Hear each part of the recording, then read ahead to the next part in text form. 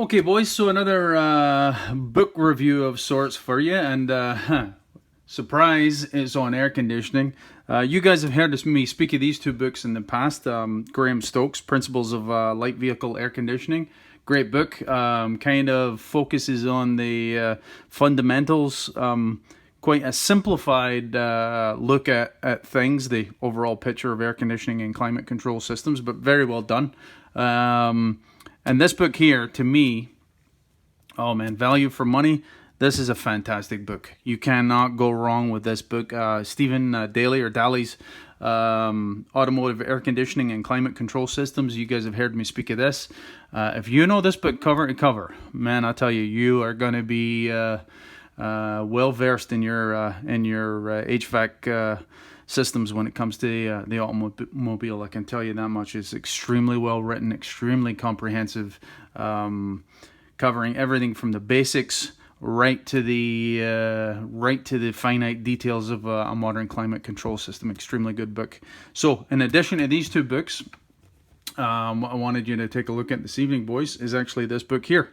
And it's actually an ebook that I've got from Amazon. I downloaded it. It's a Kindle book, but as you know, Kindle can be used on just about any platform these days. You don't need a special reader or anything, so that's never mind. And it's a book actually written by a fella, professor no less, Thomas Brown. And so this was very, very reasonable. The price was only I think it was. I don't think it was even $12 Canadian. So do the exchange for whatever local currency you're in, and you can download it in the space of a couple of minutes. And it's a great book. It does not cover the fundamentals of air conditioning, as the title says. Practical tips for techs or technicians. It's written for people who already have a basic understanding of air conditioning systems, and it's written in a very practical manner. No nonsense. It's not written in the formal manner of this textbook. Not even close. It's written clearly by a fella who has a lot of experience in the field and who knows how to talk straight to a mechanic to get the message across. It's very well written in that regard. So let me just take you. I actually wrote to Thomas Brown. I sent him an email because, like every book, there's pretty clear notation in the front of the book telling you it's forbidden to actually have to copy it in any means, including electronic means. So in the interest of not breaching his copyright, he sent him an email because he's actually local. He actually lives in, I don't know if he lives in, but he's an instructor, or at least used to be. This book is 3 years old now. He used to be an instructor in one of the local colleges, Centennial College, which is in Toronto, not far from where I'm at. So I sent him an email, and surprisingly, he sent me an email back right quick saying, yeah, no problem, go ahead, you can do the review.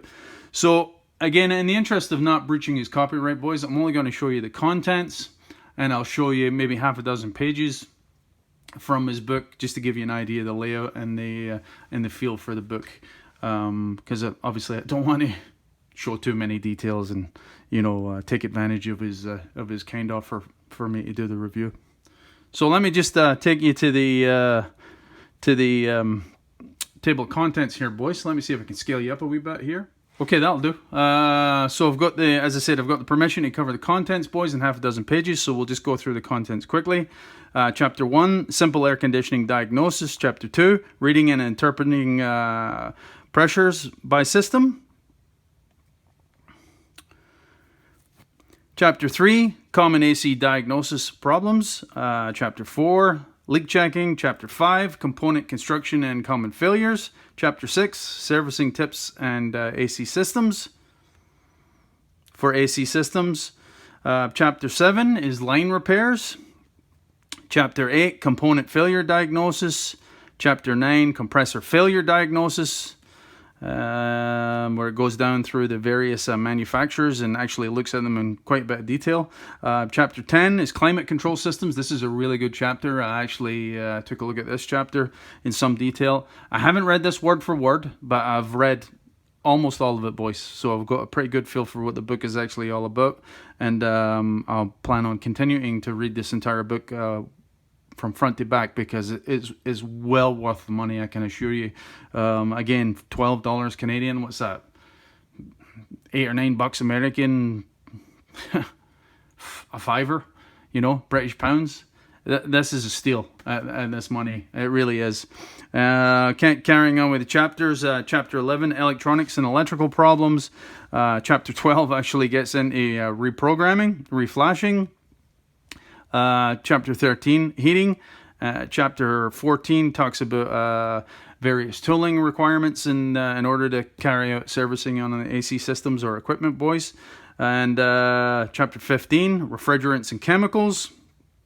Chapter 16, a checklist for going through various procedures. Chapter 17, the 4 supporting systems. Hopefully he won't mind me reading the subchapter, which is belt drive systems, cooling systems, electrical systems, and electronic systems, and how they actually all interface and how they can affect or skew the results if you're doing a performance test on an AC system. Chapter 18, the closing chapter, is just references, and there's some websites and whatnot you can actually utilize. So let me pick a few pages out here, boys, and I'll show you them in some detail just to give you a feel for what the book is actually all about. This book is laid out in a very, very practical manner, and it takes you from how to quickly assess a situation with an air conditioning. In fact, one of the initial chapters talks about actually just assessing temperatures roughly with your hands in various locations throughout the car. You can see they're talking about the discharge, liquid, and suction and compressor itself, and they're just talking about using your hand just as to get a general feel for what's actually going on with the system, and then you can actually start your troubleshooting process based on what the temperatures are throughout the system. Certain segments of the system should have certain temperatures relative to the ambient temperature, and you can take your troubleshooting from there. So I'm just showing you this page just to give you an impression of just how practical this is. This is no way too much mathematics, way too many charts, way too much theory. This book is all about the practical. So chapter 2 here, boys, actually shows you maybe half a dozen different types of systems with respect to fixed orifice, tube, or thermostatic expansion valves, and there's a few other types, of course, different types of compressors. So it gives you the type of system that you're dealing with, gives you a drawing of the system that you can see. Let me see if I can scale this up here accordingly. Gives you a drawing in some detail so you can appreciate the layout of the system, and actually tells you the peculiarities of each system. This is the same. This is a thermostatic expansion valve, the same as my car. So I haven't randomly picked it, but this is the one I'm somewhat familiar with. So it will give you a scenario where you look at the typical pressures on the low and high side of the system, and actually then shows you how to actually go through. There's various pages that go through different troubleshooting scenarios, right? So extremely handy. Can pretty much use this troubleshooting chart in order to pinpoint what the issue actually is if you're utilizing a standard manifold gauge set approach. Here's another excerpt from the book, boys, and it's just discussing the various techniques with respect to leak detection. You can pressurize the system with nitrogen, of course. Oxygen-free nitrogen, I think Europeans call it. We just call it nitrogen. So you can pressurize the system with nitrogen, typically in and around 150 psi, somewhere perhaps upwards of there. And of course, there's various techniques you can utilize. You can use a headset with enhanced audio capacities, of course, to actually hear the system leaking. It makes mention of that in the book. You can use the old school leak detection, soap and water, essentially, or you can use an electronic sniffer as well. It also talks about pulling the system under vacuum. Obviously, there's two different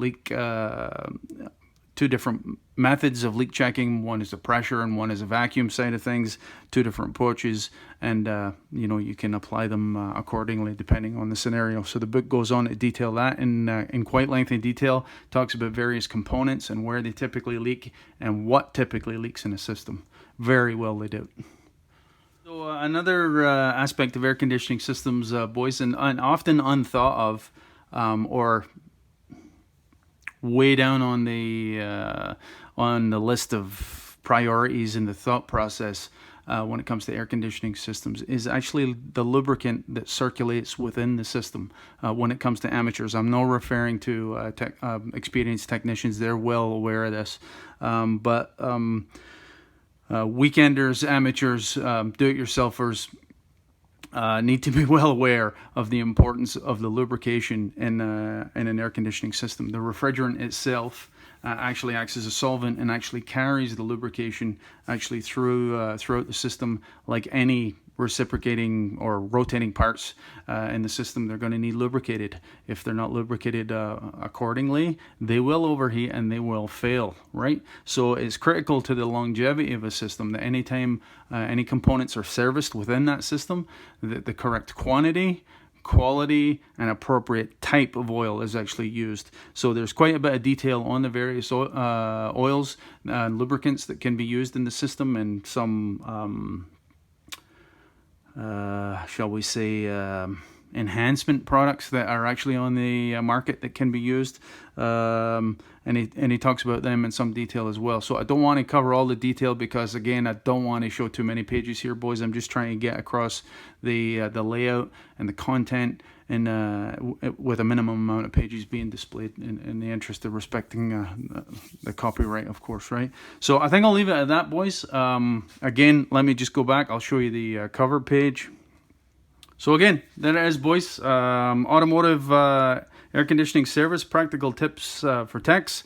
Again, will not take you from day one, the fundamentals or the physics or the thermodynamics at play behind an air conditioning system and how it actually operates. This is written for people who already have those basics behind them. So keep that in mind. I really have no knock on it, to be quite honest, and I'm not just saying that.